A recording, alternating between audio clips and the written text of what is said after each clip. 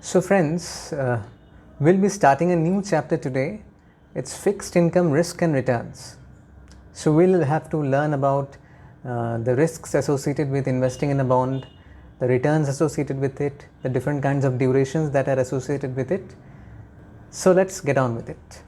So what are the sources of an income of a person who has invested in a fixed income instrument?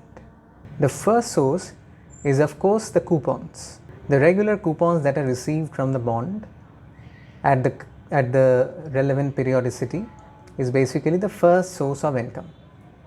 Then there is reinvestment income. So these coupons are reinvested and they earn some return. That return is basically this reinvestment return.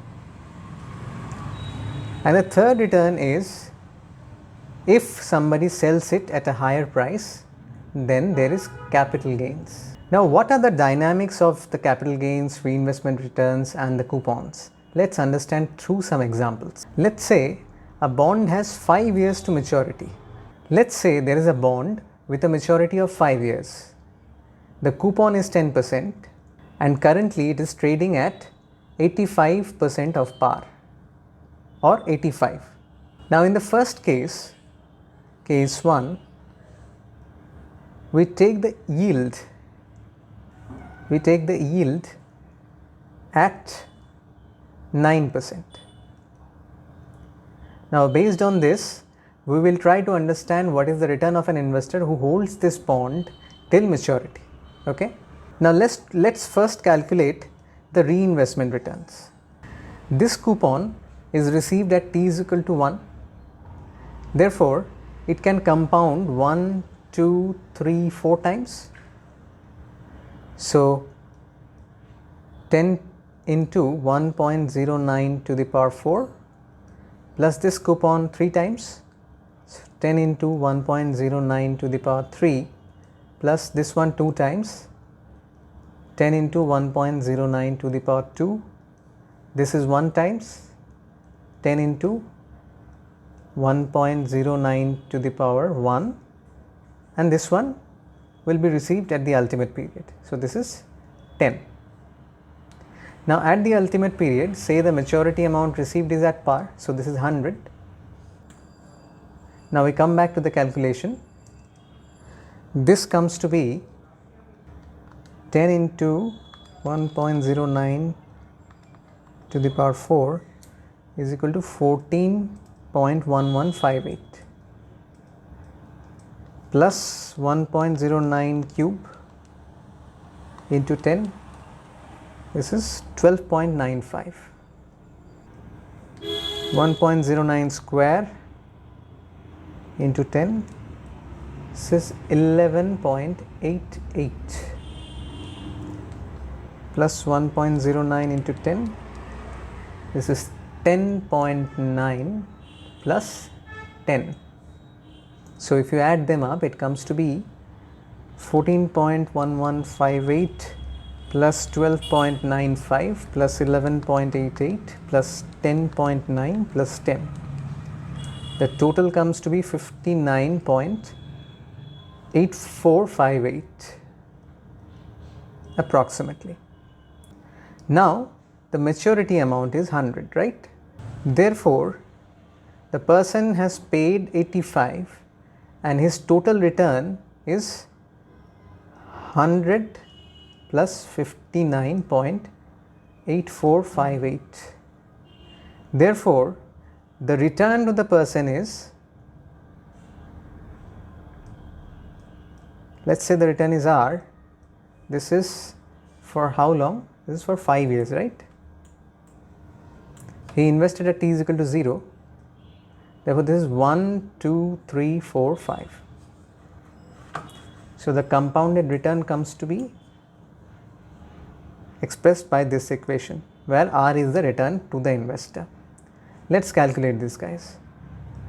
This is equal to 159.8458 by 1 plus R to the power 5. So the final answer here comes to be 159.8458 divided by 85 to the power 1 by 5.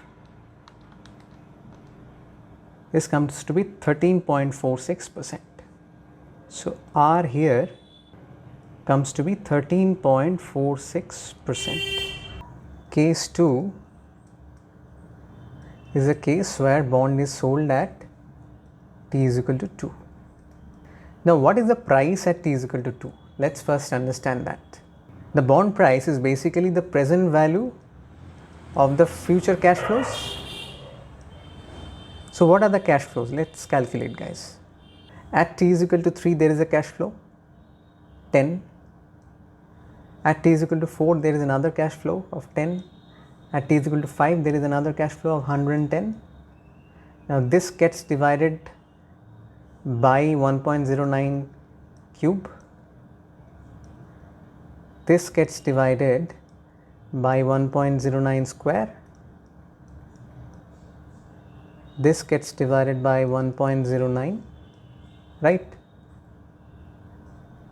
So the present value becomes, let's calculate, guys. 10 divided by 1.09, this is 9.1741 plus 1.09 square inverse into 10, 8.4168 plus 84.94. So you add them up. The present value is 102.5309. This is present value at t is equal to 2. Now let us look at the reinvestment returns at t is equal to 2. So if you look at the coupon received at t is equal to 1 and t is equal to 2, you will see there is the coupon at t is equal to 1 compounds once, and the ultimate payment received is the coupon at t is equal to 2. So the reinvestment return is easy to calculate.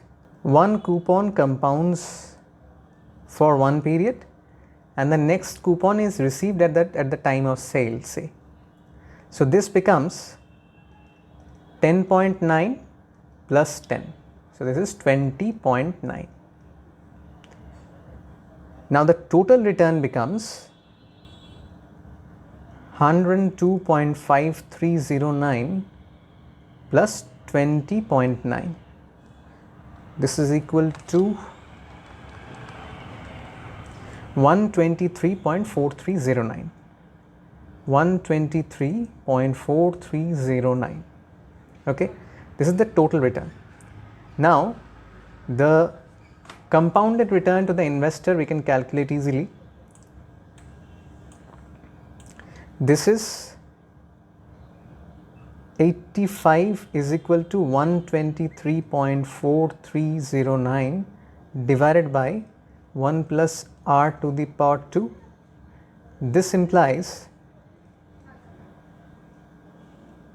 r is equal to root over of 123.4309 divided by 85, this minus 1. So this comes to be 20.5%. So in the previous case the return was 13 point something, here the return is 20.5%. Okay. Now let's take another case. Case 3. The bond is held till maturity, but the yield rises to 10% from 9%. So it was 9% previously, but immediately after the purchase at t is equal to 0, the yield rises to 10%. Now what is the return? Let's understand. So number one is the reinvestment return. So I can write this first coupon is compounded 4 times, 1, 2, 3, 4. This is 1.1 into 4 plus the next one, this one is compounded 3 times, 1.1 cube plus 10 this one 2 times 1.1 square plus this one once 10 into 1.1 plus the final coupon. Let's see what this comes to. 14.641, 13.31, 12.1, 11 plus 10. This is equal to, this comes to 61.051, and ultimately the maturity amount received is 100.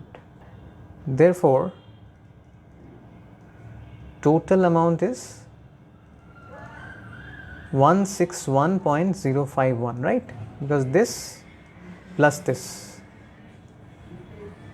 Therefore, compounded return, here the answer comes to be 161.051 divided by 85. This to the power 1 by 5. The value of R comes to be 13.63. Now if you notice in the case where the yield did not increase, the rate was somewhere around 13.4, right? Here if you see, the rate was 13.46. So the yield remained at 9%, compounded return was 13.46. Now the yield increased right after the purchase, the yield increased to 10%, and therefore the compounded return increased from 13.46 to 13.63, right? Therefore, from here we can say when yield rises, the compounded return or the return to the investor is enhanced if the investor holds till maturity, right? So if the investor holds till maturity, and that also in an environment where the yield has increased, then the investor benefits in terms of returns. So the fourth case is, the bond is sold at t is equal to 2 and the yield has increased right after t is equal to 1 when the bond is purchased. So we will calculate the reinvestment return and also the capital gains from the sale. Let's see. Yield rises to 10% and bond sold at t is equal to 2. Now first we will calculate the price at which the bond is sold. So that will be price of sell. This is the present value of the pending cash flows, right? So this is a pending cash flow, this is a pending cash flow, and this whole one is a pending cash flow. So we write them 10 plus 10 plus 110, and we are going to calculate their present value at t is equal to 2. So this is discounted once, this is discounted twice, and this is discounted 3 times, 1, 2, 3. So this is discounted once, 1.1, this is discounted twice, 1.1 squared, this is discounted 3 times. So this is the present value. Let's calculate the numbers. 10 divided by, why 1.1 guys? Because the yield is no more 9%, it has increased to 10%, it is actually 1.10 in all these cases. So 1.1, this comes to be 9.09, this is 8.26, this is 82.64. So the total value becomes 82.64 plus 8.26 plus 9.09. This is equal to 99.99, almost 100. This is almost 100. It's a rounding error because the yield is 10% and the coupon is 10%. So naturally the price would be very close to at par, if not exactly at par. Now we calculate the reinvestment returns. So reinvestment return means the coupon at t is equal to 1, this compounds once and this is received at the ultimate period just before the selling. Okay, so the reinvestment returns is equal to 10 into 1.1 plus 10. This is equal to 11 plus 10, which is 21. Therefore, total amount received at t is equal to 2 is 121, because 100 plus 21. Therefore, return is equal to, that is the compounded return is equal to 85 equals 121 by 1 plus r square. From here we can derive r,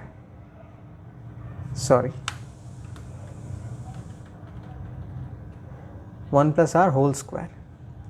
From here we can derive r, which is 121 by 85 root minus 1. So this is equal to 19.31. Now, in the previous case, when the bond was sold, the return was, if you could see, in the previous case when the bond was sold at t is equal to 2 and the yield was 1.09, the return was 20.5%. Now here the yield increased from 9% to 10%, right? The yield increased. Therefore, when the yield increased and you sell early, you are at a loss. So we can write a postulate: when the yield increases and you sell off, then you are losing on return.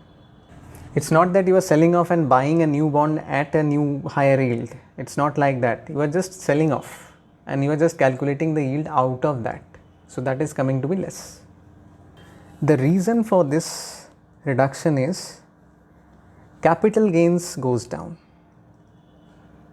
Capital gains goes down more than increased return, reinvestment return, right? So the capital gains, the loss in the capital gains more than compensates for the increase in reinvestment return for that short while. So that's why the overall return is less. Instead of 20.5, it is 19.31. Okay. Now we will look at case 5. This is an example where the yield right after the purchase at t is equal to 0 drops to 8%. From 9% it drops to 8%. And the policy is hold till maturity. Now in this kind of a situation, first we measure the reinvestment returns. Obviously, we start with this one. This one is compounded 4 times. 10 into 1.08 to the power 4 plus this next one 10 into 1.08 cube plus next one, it is 2 times 10 into 1.08 whole square plus this one,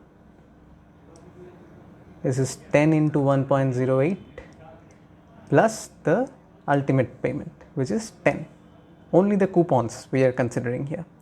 This amounts to 58.67 approximately, right? So this is the approximate value that comes from this expression. Now we add the maturity amount to it also. The maturity amount is 100. Therefore, total amount is 158.67. Now to get the return from this, we write the equation for it. It is 85 is equal to 158.67 divided by 1 plus r to the power 5. Therefore, r can be written as 158.67 divided by 85 whole to the power 1 by 5 minus 1. Let us calculate this value, guys. This comes to be 13.29%. Now, if you remember, when the yield did not decrease or increase and the hold to maturity was the policy, the return to the investor was 13.46%. So this return is less. So from this we can conclude, when the policies hold till maturity and the yield decreases right after the purchase, the investor's returns are hampered. So in a hold till maturity policy, the investor's returns are hampered by decrease in yield. Now we would also like to check what happens if there is a decrease in yield and the person sells early, say at t is equal to 2. Now we take a case 6 where there is a decrease in yield, that is the yield comes down to 8%, but the person does not hold till maturity. He or she sells at t is equal to 2. So case 6, yield goes down to 8%, but person sells at t is equal to 2. The first thing we measure is what is the price at which the bond is sold. Now here there are 3 cash flows, right? This is again present value of the future cash flows. So there is a cash flow of 10, there is another cash flow of 10, and there is an ultimate cash flow of 110, right? So we just discount them to the present value, or the t is equal to 2. So this is 1.08, this is 1.08 squared, this is 1.08 cube, and the sum of this is the present value at t is equal to 2. This comes to be 9.259 plus 8.573 plus 87.32.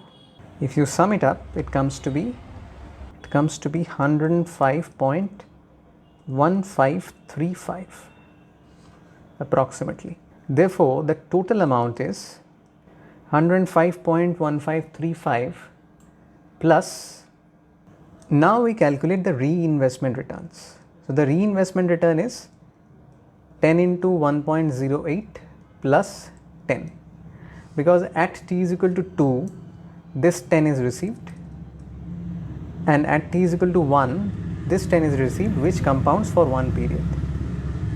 So this is the reinvestment return. This comes to be 10.8 plus 10, which is 20.8. Therefore, total amount is 125.9535. This comes from adding 20.8 with 105.135. So here R is given by 85 is equal to 125.9535 by 1 plus R whole square. Therefore, R is given by root of 125.9535 by 85, this minus 1. R comes to be 21.729% or 21.73% to be exact. Now if you remember, in the case where yield did not change and the policy was sell at t is equal to 2, the return to the investor was 20.5%. So this return is greater, right? So we can write the postulate: when the yield decreases and the investor sells before maturity, the returns are enhanced. When the yield decreases and the investor sells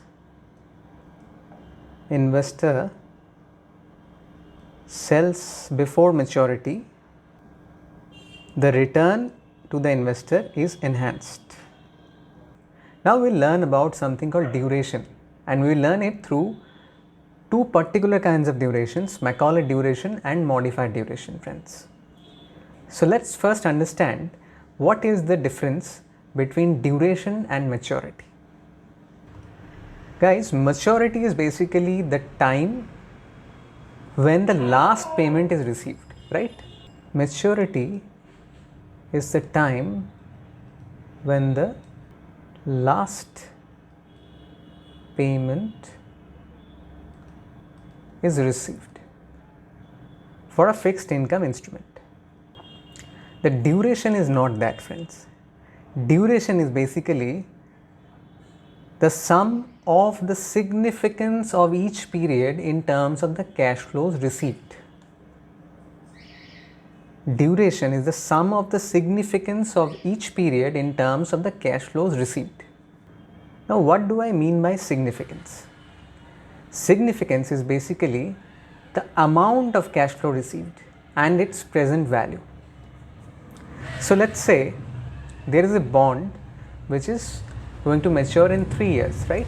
0, 1, 2, 3. Let's say there are 3 bonds which are going to mature in 3 years. The first bond is a plain vanilla bond which pays the coupon, say 10% at each of the periods and the maturity amount at the last period. This is bond 1. It's a plain vanilla bond. Bond 2 is basically an amortized bond. So here some of the principal is paid. Let's say 25.1, 25.1, 25.1 and remaining principal of 50 is paid at the end. So the other 50 is paid in between, distributed in this way, right? It's just an example we are taking. These may not be the exact numbers. Now the third bond is a fully amortized bond. So let's say this is paying like this, 45, 45, 45. Now if we look at the significance at t is equal to 1, t is equal to 1 is least significant for B1, a little more significant for B2 and a lot more significant in case of B3. Same goes for t is equal to 2. It is least significant for B1, a little more significant for B2 and a lot more significant for B3, that is bond 3, which is a fully amortized bond. And the reverse happens for the last period T3, where B1 holds the maximum significance, B2 a little lesser significance and B3 least significant, right? So this is what we mean by significance. Now how do we quantify and measure the significance? Significance is measured by the PV of the cash flow at time t. Now let us calculate the Macaulay duration to see what we are talking about. Now let's say bond B1 pays a cash flow of 10 at t is equal to 1, another 10 at t is equal to 2, another 110 at t is equal to 3. Now the discount rate is 10%, right? Therefore, present value of these cash flows we can easily calculate, guys. This will be 10 divided by 1.1, which is 9.09. This is 10 divided by 1.1 square, which is 8.64. 8.264. This is 110 divided by 1.1 cube. This is equal to 82.64. Now the time period into present value of cash flow comes to be 9.09, because this is 9.09 into 1, 8.264 into 2, 8.264 into 2, this comes to be 16.52, 82.64 into 3, this comes to be 247.92. Now we take the sum of this, 82.64 plus 8.264 plus 9.09, this is 99.99, and the total here is 247.92 plus 16.52 plus 9.09. This is 273.53. Now the Macaulay duration is 273.53 divided by 99.99, or let's say 100. So this comes to approximately 2.73. So this is basically the sum of the significance of each period in terms of cash flows. That is what the duration is. Let's say a bond has a maturity of 3 years. 0, 1, 2, 3. The annual coupons are 10% of par. So let's say if the par value is 100, then the coupon is 10 at t is equal to 1, 10 at t is equal to 2, and 10 plus the maturity amount, which is also at par. These are the payments at t is equal to 1, 2 and 3, right? Now we want to find the Macaulay duration of this bond at t is equal to 0.5, this point. How do we do that? The first thing that we have to do is find out the time remaining for the cash flows from t. So t for the remaining cash flows is, for the first one it is 0.5, right? For this cash flow the time remaining is 0.5. For this one it is 1.5. For this one it is 2.5. Let's assume the yield is 10%. Now the next step that we take is we find out the present value of each of these cash flows at t is equal to 0.5. So if the yield is 10%, then the first cash flow CF1, its present value is CF1 divided by 1.10 to the power 0.5, which is the time remaining from t is equal to 0.5. So the cash flow is at t is equal to 1, right? Cash flow is at t is equal to 1, and you are measuring the present value at 0.5, t is equal to 0.5. Therefore the time remaining is 0.5.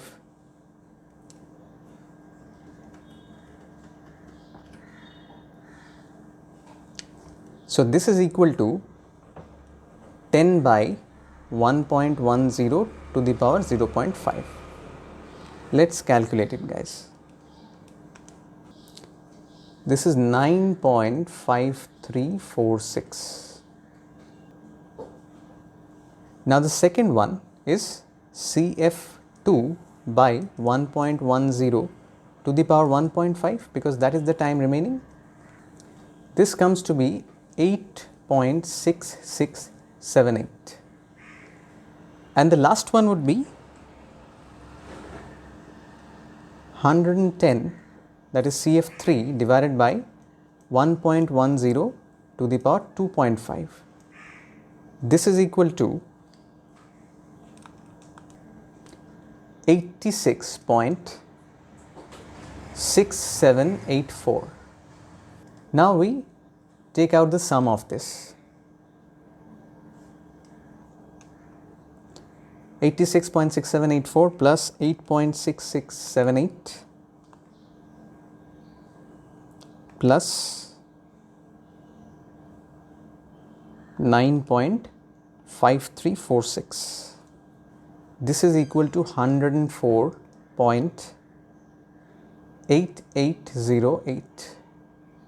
Now what we do is we take the weight of each of these cash flows. So weight of each of the cash flows, right? What is this? For cash flow number 1, it is 9.5346 divided by the sum. So let's do that. 9.5346 divided by 104.8808. This is 0.0909. For the second one, 8.6678 divided by 104.8808. This is equal to 0.0826. And the third one, this is 86.6784 divided by 104.8808. This is 0.8264. Now duration is the sum of all these time periods weighed by their significance. Significance of what? Significance of the amount of cash flows that it is generating out of the total cash flow. So this is basically this time period multiplied by this weight. We do this for each of these time periods and take out their sum. That gives us the Macaulay duration. So let us do it. Time period of the cash flows into weight of those cash flows with respect to the total cash flow, right? So this becomes 0.5 into 0.0909. This is equal to 0.04545. The next one, 1.5 into 0.0826. This is equal to 0.12339. The next one is 2.5 into 0.8264.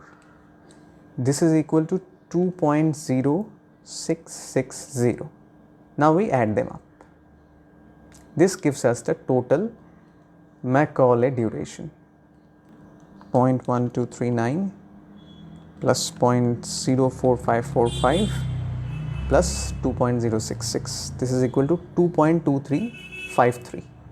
2.2353. This is the Macaulay duration.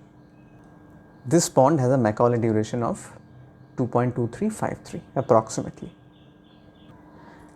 Now to find the modified duration, what we do is we divide the Macaulay duration with the 1 plus the yield percentage. This is equal to 2.2353 divided by 1.10. This is equal to 2.0321. Now this modified duration is more significant in terms of measuring the price changes that occur with respect to the yield changes. Sawtooth pattern of Macaulay duration. Now what do we mean by this? Let's understand with an example. Let's say we take the example of this bond only. The bond with a Macaulay duration of 2.2353 and a maturity of 3 years. So let us write the numbers 0, 1, 2, 3. Now this time we think in a reverse sense, my friends. Reverse sense means T is 0 here, T is 1 here, T is 2 here and T is 3, that is the maturity comes here, okay. If T is 0 here, then this 3 becomes time to maturity of the bond, right? So let's say we draw a horizontal axis which depicts the time to maturity and a vertical axis which depicts the Macaulay duration, right? Now this bond has a Macaulay duration of 2.235, right? Let's say this is 0, this is 1, this is 2 and 2.2353 somewhere here. So this is 2.23 approximately. So we start from here, right? So we start from this point. If it were only about the flat price and there was no full price or accrued interest involved, then this duration would be just a straight line joining 0 to this point, like this. But there is a problem, friends. At t is equal to 1 and at t is equal to 2, there are cash flows due. So there is a question of accrued interest if you are looking at any interim period, right? So the Macaulay duration moves like this. Say this is the period 1. Here it will be continuously pushed down by the accrued interest. The accrued interest keeps on increasing because accrued interest, as we know my friends, is T by T into the periodic payment. So T is, this small t is the time elapsed from the last period, and this one is the total time between two periods, right? So as this proceeds towards, as the time to maturity proceeds, this t keeps on increasing, this t keeps on increasing, and as this keeps on increasing, the AI, that is the accrued interest, also keeps on increasing. Therefore, there is a downward pressure in the Macaulay duration continuously till the cash flow period is due. The moment the cash flow is paid, for a single instance, the Macaulay duration jumps back and merges with the smooth line. But then again, the next period's interest is accruing, right? So there is again downward pressure here.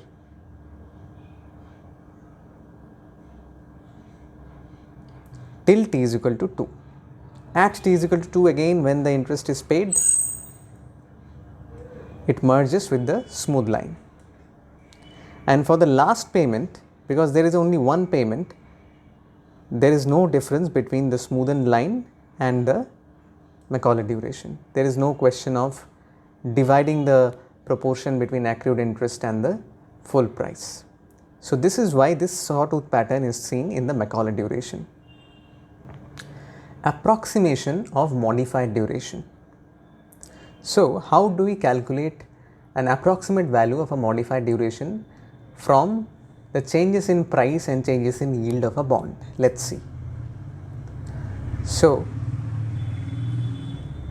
approximate modified duration is given by the increase in price when the yield changes minus the decrease in price when the yield goes up, divided by 2 times the change in yield into the price when the yield does not change. Now remember, this change in yield has to be small for this to be approximately correct.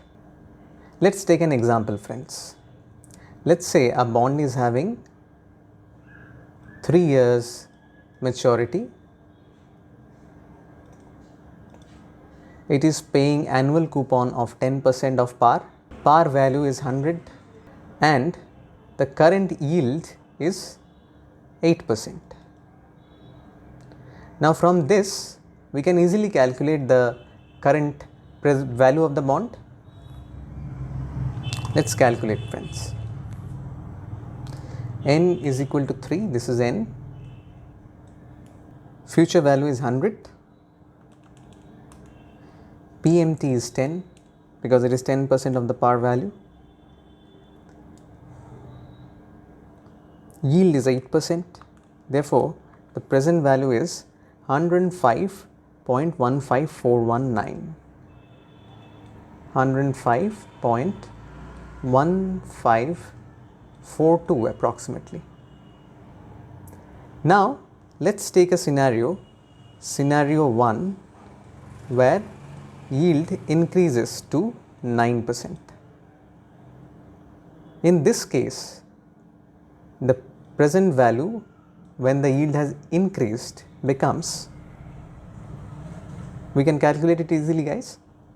Everything remains same, only in place of the yield we put 9%. So this becomes 102.53129. 102.53129 means approximately 5313. Then there is another scenario 2, where yield from 8% it goes down to 7%. In this case, the present value becomes 107.8729. Now from here we can easily calculate the approximate value of modified duration. approximate modified duration is equal to PV minus PV plus divided by 2 into change in this is 100 BPS into the current yield. It is 0.01 into the PV0, right? This is equal to 107.8729 minus 102.5313. So this is 5.3416 minus divided by 2 into 0.01 into 105.1542. This is 2.1031 approximately. So this is equal to 2.5398. 2.53989 or 99 approximately. So this is the approximate modified duration of this bond. Therefore, what is the approximate Macaulay duration, friends? Macaulay duration is equal to 2.5399 into 1 plus yield. So this is 1.08. This is equal to 2.74308. 2.74308 or approximately 2.7431. So friends, till now we are discussing bonds which did not have any complexities. That is, they were plain vanilla bonds, right? They were having a fixed maturity, they were having coupons at fixed times and nothing else was there. Now what happens if this plain vanilla bond gets added with a embedded option? So there is a bond which looks like a plain vanilla bond, but there is an embedded option within it, say a call option or a put option. In that case, friends, the cash flows become uncertain, because whether the bond will be called back or whether it will be sold, we do not know. So cash flows become uncertain. So yield to maturity does not influence anymore as much, does not have as much influence. And because yield to maturity does not have as much influence, we cannot decide the duration from modified duration or Macaulay duration. So their relevance is no more there. So what do?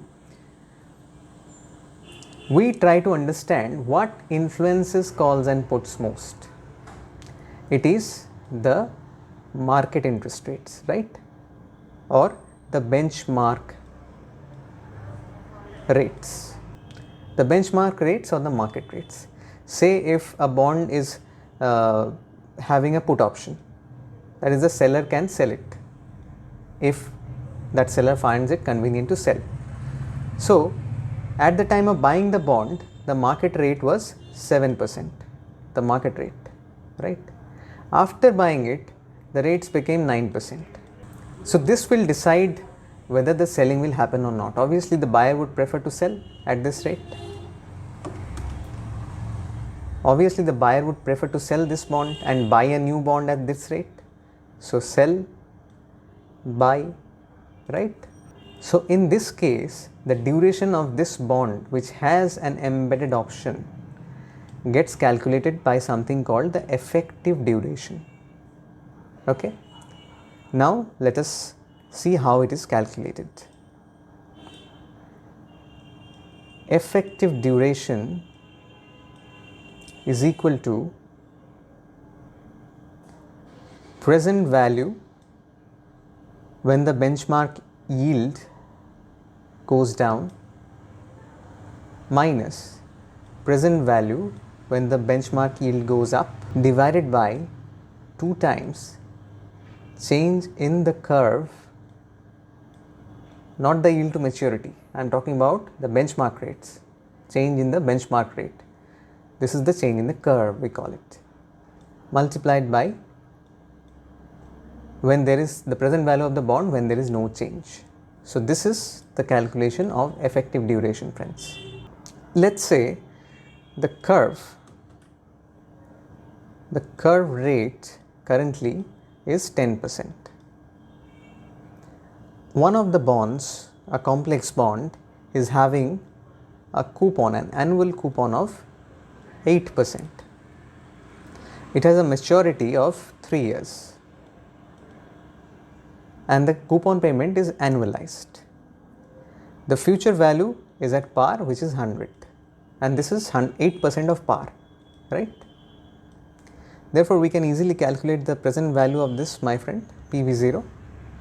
This comes to, PV0 is 95.0262 or approximately 0263.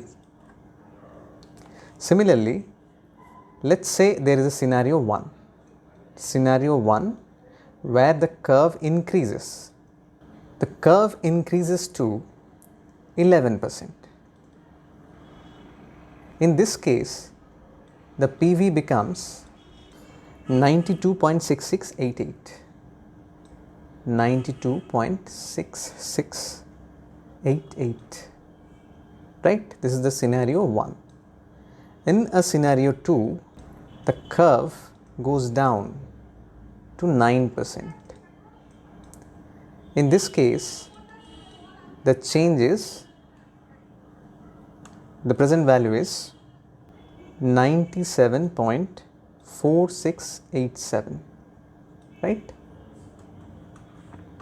Now we are ready to calculate the effective duration. So effective duration is equal to 97.4687 minus 92.6688 divided by 2 into change in the curve is 1% on either side, right? So it is 0.01 multiplied by the current price, that is 95.0263. We can easily calculate this, friends. This is coming at 2.5255. This is the effective duration, my friends, of this complex bond. Here I missed out mentioning one thing.